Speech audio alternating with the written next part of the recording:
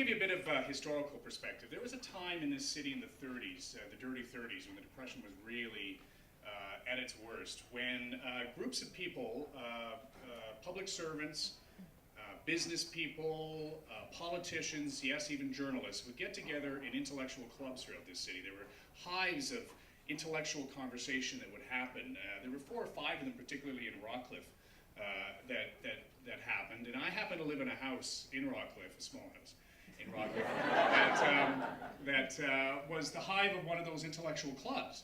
So what would happen is, you know, people from all over the city would get together and say, oh my goodness, this is terrible.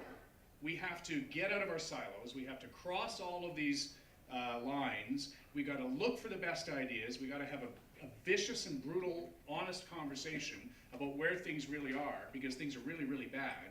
And out of that came brilliance. I know in my house, there was a guy by the name of Green, who was a DFATE. And he would hold this intellectual club. And yes, just like tonight, there was lots of good booze before it.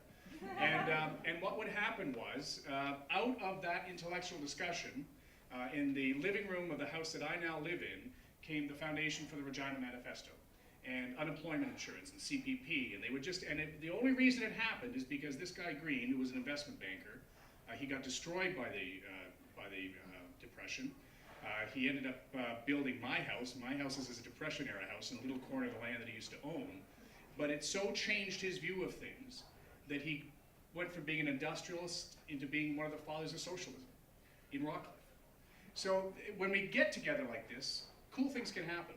And you know, I don't need to tell people in this room, we've been watching bunkers build between our various silos for too long. So I'm really excited about the kind of exchange that I hope we can all have tonight. And what's key to it isn't, what we're striving for here is not the typical lecture thing, okay?